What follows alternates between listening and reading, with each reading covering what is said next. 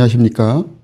맥체인 성경 읽기 창세기 6장, 마태복음 6장, 에스라 6장, 사도행전 6장입니다. 첫 번째 창세기 6장, 본문 이해에 도움이 되는 중요한 배경과 맥락을 소개합니다. 창세기 6장은 노아의 시대의 하나님의 심판과 구원 계획을 다룹니다. 하나님의 아들들과 사람의 딸들의 결혼은 죄가 인간 사회 전반에 퍼졌음을 나타냅니다. 노아는 의인이요 당대의 완전한 자라는 그의 신실함과 하나님과 동행했었던 삶을 강조하며 하나님께서 그를 통해 구원의 방주를 준비하게 하십니다. 땅이 부패하고 강포가 가득했다는 묘사는 심판의 이유를 설명하며 홍수는 하나님의 공의와 구원을 동시에 드러내는 사건으로 제시됩니다. 본문의 중요 구절을 소개합니다. 창세기 6장 8절, 그러나 노아는 여호와께 은혜를 입었더라. 본문을 적용하는 데 도움이 되는 가이드라인입니다.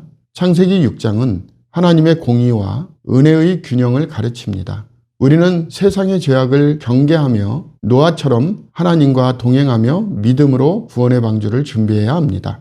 또한 하나님의 은혜가 모든 심판 가운데에서도 그의 구속 계획을 이루신다는 사실을 신뢰해야 합니다.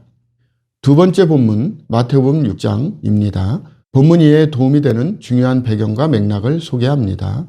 마태복음 6장은 산상수훈의 중심 부분으로 하나님 나라의 백성의 내적 경건과 삶의 태도를 가르칩니다. 예수님은 은밀하게 보시는 하나님을 강조하며 구제, 기도, 금식에서 외적 보상을 추구하지 말고 하나님을 기쁘시게 하는 내면의 태도를 가지라고 교훈하십니다. 주기도문은 기도의 모범으로 하나님의 이름, 나라, 뜻을 구하는 것이 우선임을 보여줍니다. 또한 먼저 그의 나라와 그의 의를 구하라는 말씀은 모든 염려를 극복하는 원리를 제시합니다. 본문의 중요 구절을 소개합니다. 마태복음 6장 33절, 그런즉 너희는 먼저 그의 나라와 그의 의를 구하라. 그리하면 이 모든 것을 너에게 더하시리라. 본문을 적용하는 데 도움이 되는 가이드라인입니다. 우리는 하나님 나라를 우선으로 삼으며 물질적 염려와 세상의 인정에서 벗어나 하나님께 집중해야 합니다.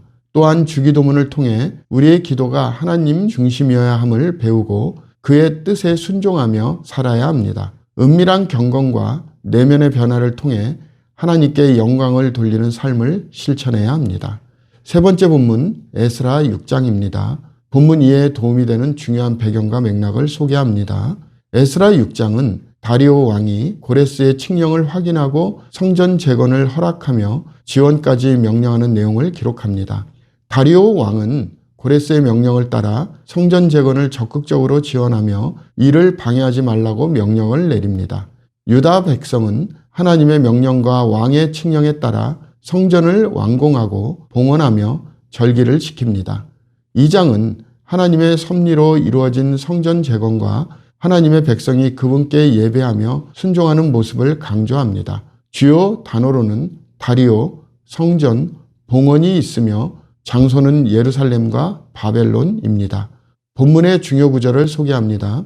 에스라 6장 16절에서 17절, 이스라엘 자손과 제사장들과 레위 사람들과 기타 사로잡혔던 자의 자손이 즐거이 하나님의 성전 봉헌식을 행하니 하나님의 성전 봉헌식을 행할 때 숫소 100마리와 순양 200마리와 어린 양 400마리를 드리고 또 이스라엘 지파의 수를 따라 순염소 12마리로 이스라엘 전체를 위하여 속죄제를 드리고 본문을 적용하는 데 도움이 되는 가이드라인입니다. 에스라 6장은 하나님의 섭리와 인간의 순종이 함께 이루어질 때 하나님의 뜻이 성취됨을 보여줍니다. 오늘날 우리는 하나님의 일을 할 때 방해와 도전이 있을지라도 하나님의 섭리를 신뢰하며 계속 나가야 합니다. 또한 하나님의 집에서 예배하고 그분께 봉헌하며 살아가는 삶이 중요합니다. 우리의 모든 삶은 하나님의 영광을 위해 드려야 하며 그의 주권을 인정하고 그분의 말씀에 따라 순종해야 합니다. 마지막 본문 사도행전 6장입니다. 본문 이해에 도움이 되는 중요한 배경과 맥락을 소개합니다. 사도행전 6장은 초대교회의 내부 문제 해결과 스데반의 사역을 기록합니다.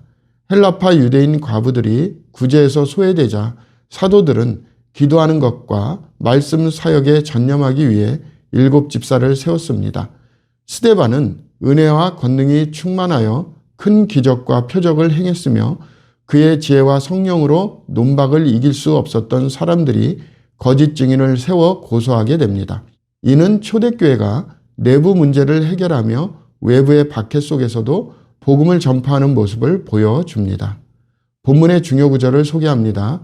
사도행전 6장 4절 우리는 오로지 기도하는 일과 말씀 사역에 힘쓰리라 하니 본문을 적용하는 데 도움이 되는 가이드라인입니다. 사도행전 6장은 교회의 사역이 말씀과 기도를 중심으로 이루어져야 함을 가르칩니다. 우리는 교회 안에 사역 분담과 은사 사용의 중요성을 배우며 복음을 위해 헌신하는 삶을 살아야 합니다.